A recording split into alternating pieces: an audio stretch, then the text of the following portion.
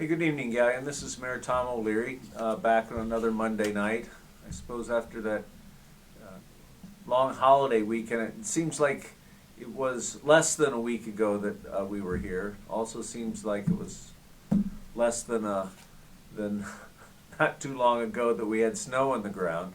We're doing this live on Monday night about 8 o'clock, so I assure you, as I was pulling in 10 or 15 minutes ago, the second wave of city workers with dump trucks full of salt was hitting the road. I know there had been at least one truck out earlier. You could see that because some of the intersections were wet, and you could tell they've been treated. So I think the best advice I have, and the advice I'll follow here in another half hour or so, is go home.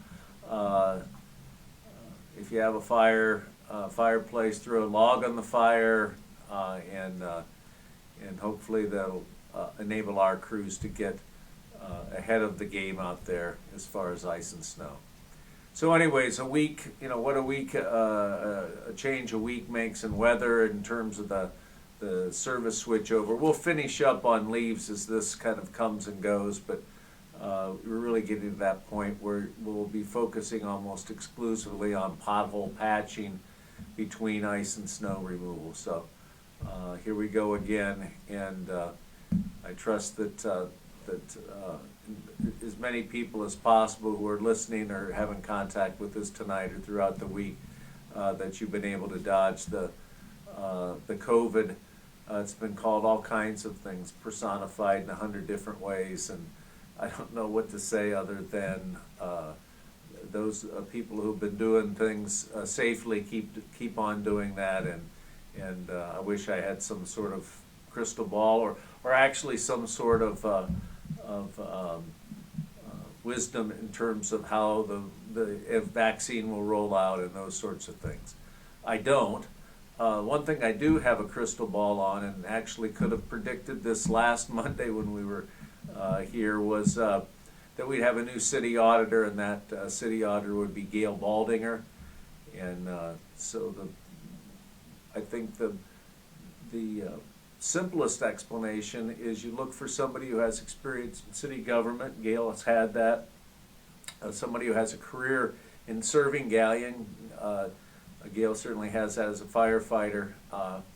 And now somebody who is willing to step in over this next 13 months and finish up Brian Trish's term, and then I guess we'll check in with him. Somebody want to check with Gail here in 30 or 60 days, see how he feels about that decision. But I think it's something that I'm certainly happy that he did, and it gives the city someone knowledgeable and allows us to have a transition with as much continuity as possible. So I think that bodes well for the city. I would want to say my intent with the replacement on city council is going to be the same as it has been when we've had vacancies over the last 7 years, and that's to offer up some names, but really I'm not going to campaign for or lobby for anyone. But I do think that we have an opportunity to have a new council member appointed that can has an opportunity to represent sort of future generations, and then there are also people out there that could serve the function of just completing this 1 year unexpired term. So either of those categories of people and folks in between, young folks or a younger generation or people who are wanting to serve just over the next year, I think council will be looking for that, and the best way to apply is to contact the clerk of council, and she will put you sort of in the right direction of how to apply and what will happen. I think there's 3 weeks from Gail's resignation to council has to fill that, or they have to advertise 3 times, I believe. So there is a little bit of time.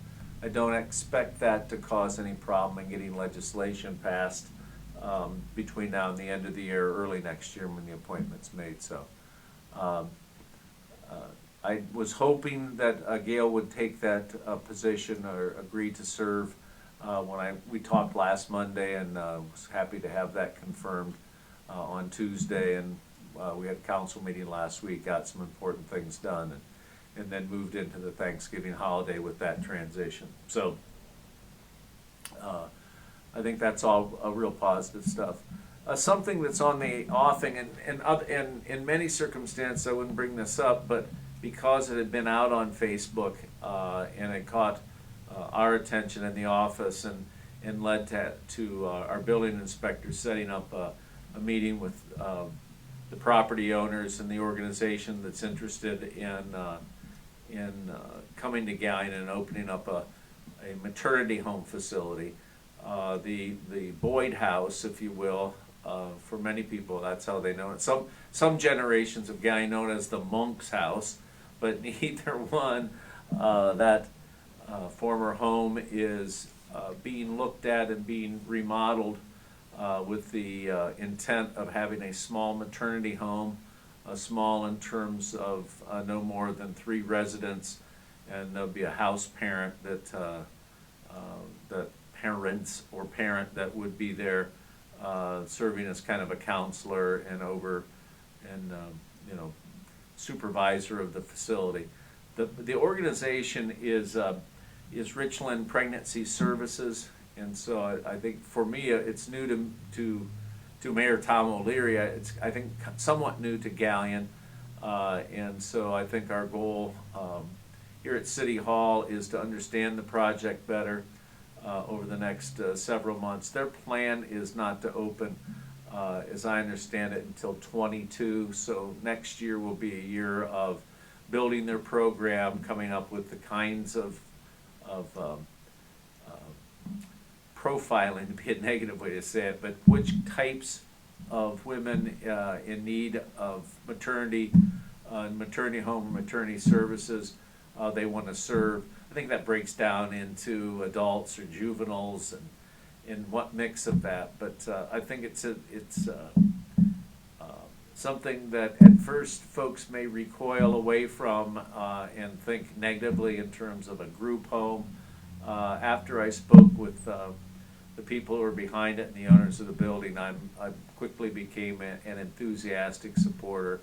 And those people who are advocates of pro-life, making sure that there are many options out there.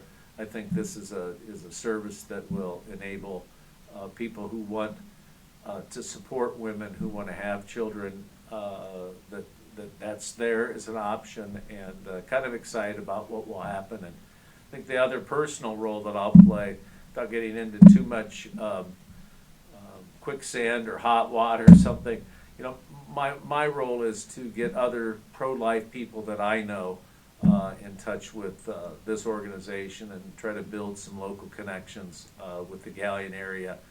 They have 2 existing facilities in the Richland County area, and we can talk about that as time goes on, but you may have seen it on Facebook. I just wanted to update folks, see if there may be some questions. I think there a lot remains to be seen. Some questions need to be asked and answered, but from my point of view, it's a pretty neat use, long-term use of that facility that's been kind of lost without a home since Bill Gladhill was a resident up there many years ago now. So, hey, last thing I want to talk about, and then we'll see if there are some questions, is that one of my favorite things is to come up with a new idea or a good idea, and one of my second favorite things to do is to get out the megaphone and announce when someone else has come up with a good idea in the community.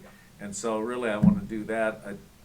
Over the last month or so, in discussions with the Galion Chamber, I knew that the new director at the Chamber, Miranda Jones, was working on some funding using some of the now I don't know if it's notorious or infamous or at least often mentioned CARES Act funds, and the idea of having some local money that could be available to businesses to keep some businesses afloat. Long story short, she has taken that idea and run with it, proposed the county commissioners, and in the Galleon Crestline Chamber, it'll be one of 3 organizations, as we understand it, talking with Miranda today, that the commissioners have designated to get pretty substantial chunks of CARES Act funding. I believe it's $400,000.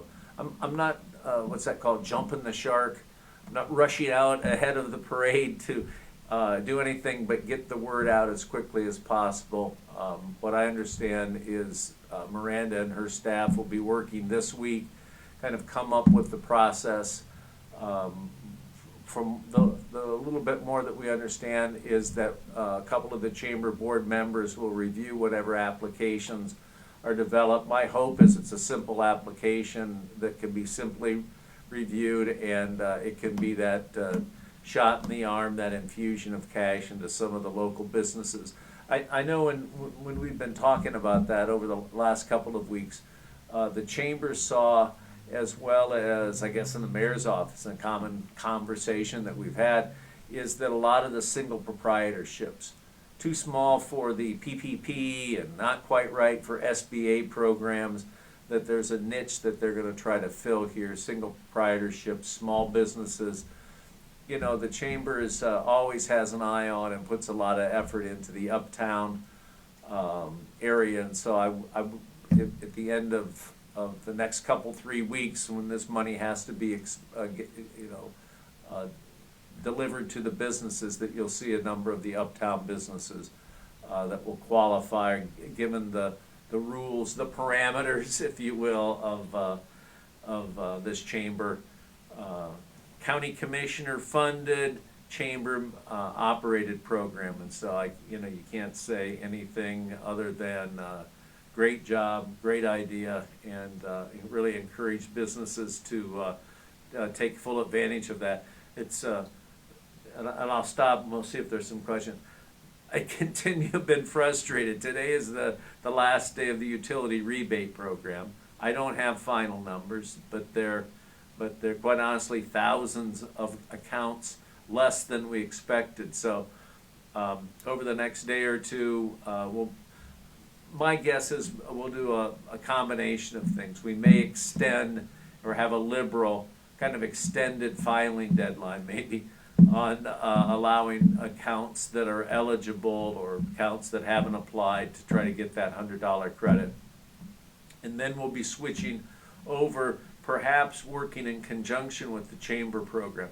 If that is enthusiastically supported, there are a lot of businesses, and that $400,000, that allocation is expensed out. We may we have the discretion with the ordinance that was passed to move some money into that area.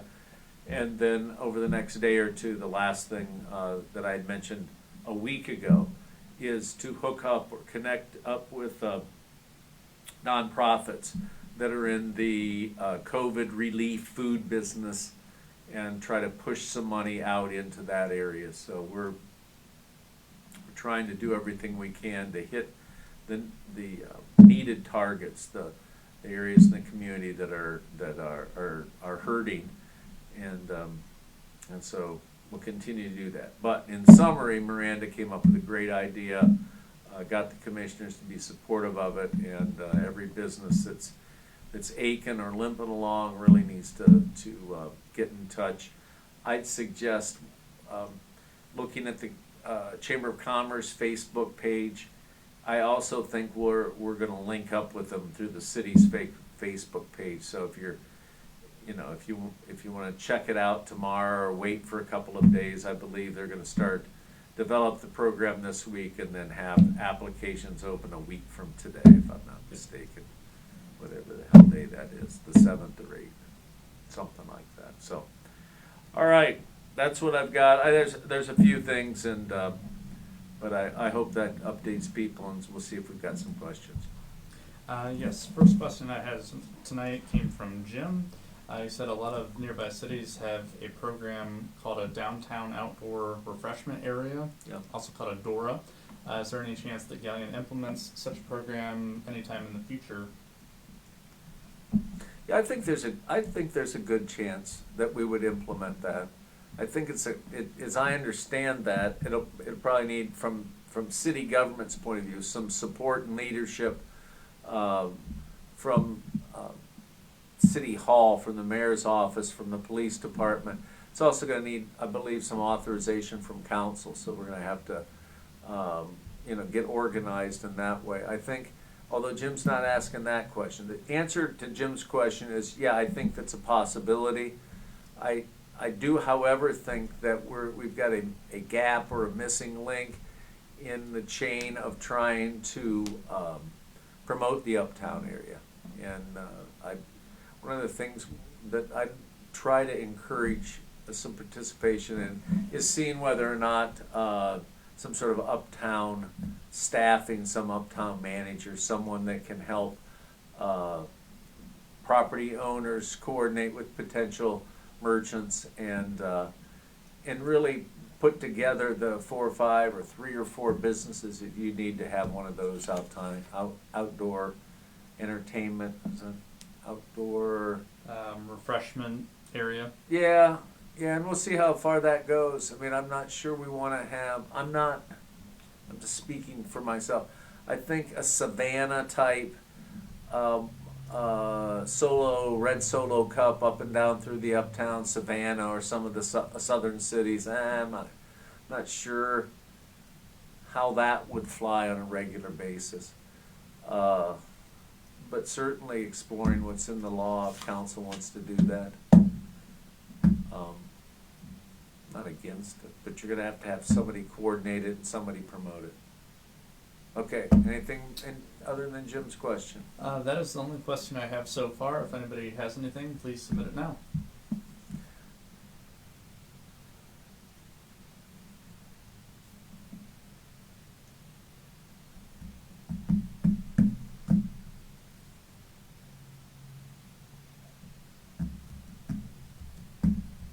Jim must have been waiting to ask that question. I think. I'll just elaborate and see if we can get any other comments, and then we can say goodnight and get off the streets. But my perception is that there's been a loss of momentum in the uptown area. That while I don't count square footage of vacant versus occupied properties or anything, although that's probably a good metric, but I do sense that there's a little bit of a loss of momentum. And I think we need to inject some energy in that. It's kind of like Newton's third law of, the object at rest stays at rest unless acted on another force. And I think we may be getting a little bit of inertia of the object at rest. And that's really what I was suggesting in terms of some sort of commitment to staffing and to a plan and to the marketing of uptown, of which that Adora district that Jim was talking about could be, it could be a main component or a partial component, those kinds of things. I know there's another issue emerging with reference to the uptown area and design review and hopefully, although that's generally negative energy when people are upset about what they're not allowed to do with their property, perhaps we can harness that into some positive energy. I think the last thing I'd say about this is that you may be inert or maybe moving in the wrong direction when the most exciting thing you can say about the uptown area is that the old bakery's gonna be torn down, the Elks gonna proceed with that project. That demolition, one step backward to take a step forward, I think is appropriate, what we'll see there, but something's gotta give, and now with everybody, all the citizens of Galleon, owners of the residence, the hotel, the old Ritchie House, I think we have another reason to hike our investment in and participation in doing a little bit more with the uptown and slowing, if not arresting, any kind of erosion in that. So, anything else? That is all I have for tonight. Okay, budget, big exciting stuff, 21 budget. We're probably a week and a half or 2 weeks set back, a week and a half or 2 weeks because of Brian's illness and the slippage and transition. I'd be set straight at home that this is not a payday week. Isn't that right, Matt? It's not a payday week? Correct. Okay, and I was really under the panic that we needed to get Auditor Baldinger in place so that we didn't miss any paychecks, but I think we got until next week to accomplish that, so. But there's certainly a lot of other bills to pay, and so we intend to do that, so. With all that being said, we have another question? Yeah, we had one just come in Please, from Dee. good. She asked, how is the purchase of the former Wrenchville property coming along? You know, I think that's moving along as fast as it needs to be. I know the port has a meeting a week from Tuesday. At the last port meeting, they, I guess, passed resolutions to go ahead and assume the option and acquire the property. The other item is that they were working with the developer, the firm that had agreed to build 5 homes, to kind of work on the terms and conditions, the timing of that.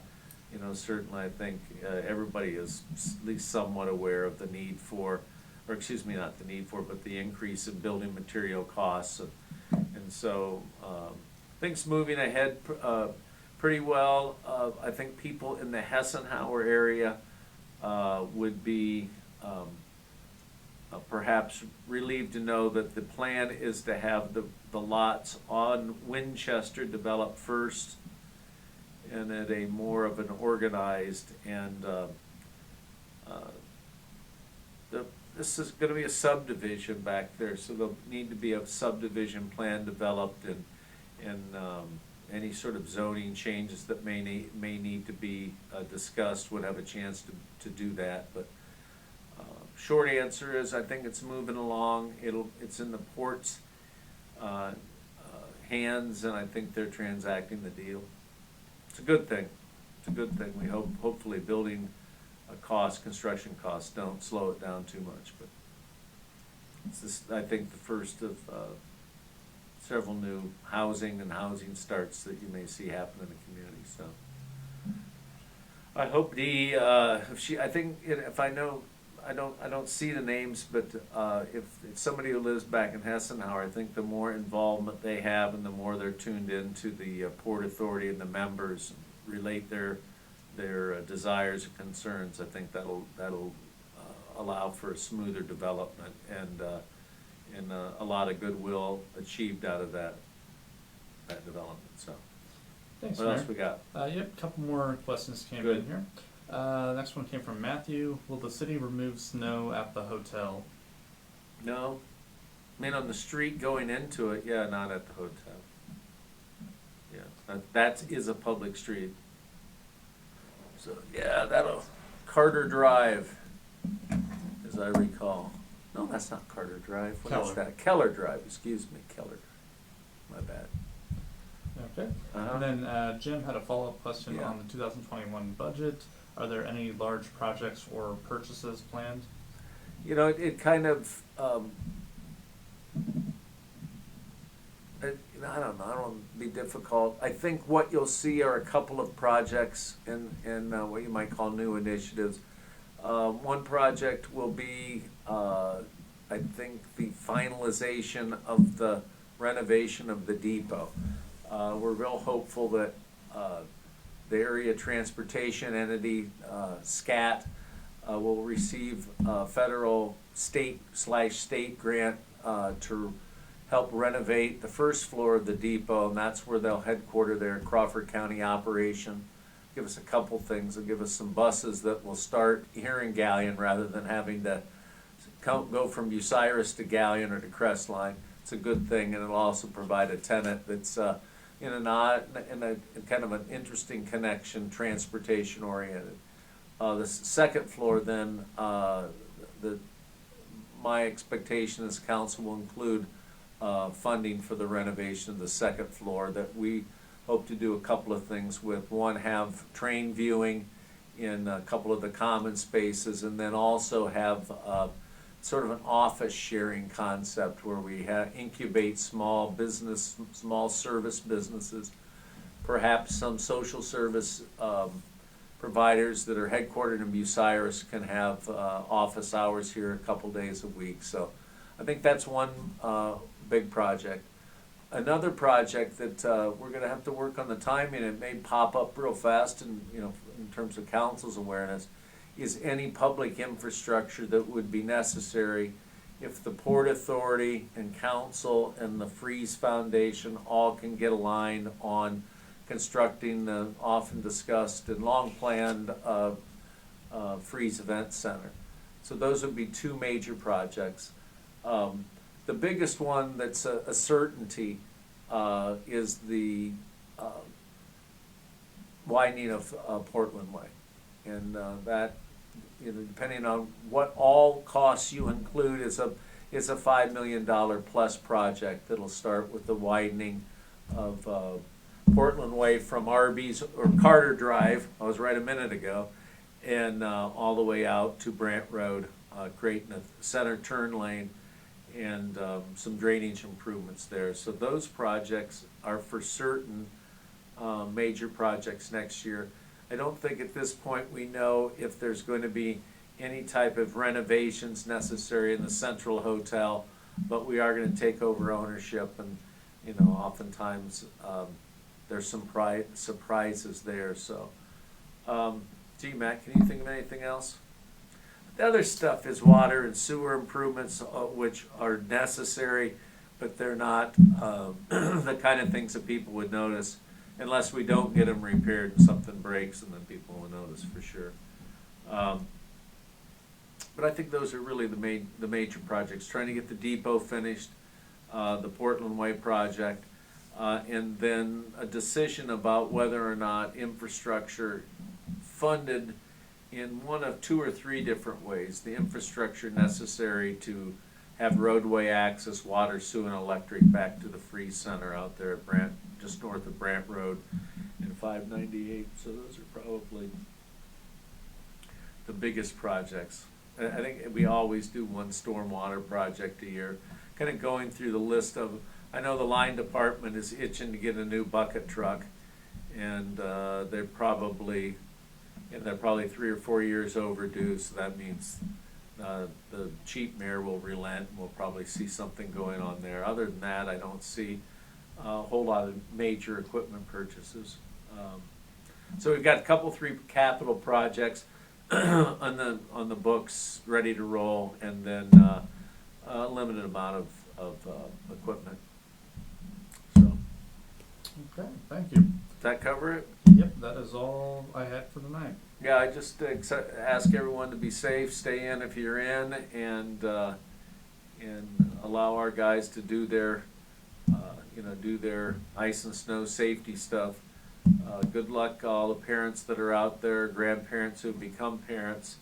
I don't know what you do with the kids every day, but I was secondhand observing how virtual learning was being attempted or accomplished in a couple households today. So good luck with that, folks, and I think we're just going to have to bear up over the next several weeks and keep ourselves as safe as possible. And with all that said, good night, and we'll talk to you next week.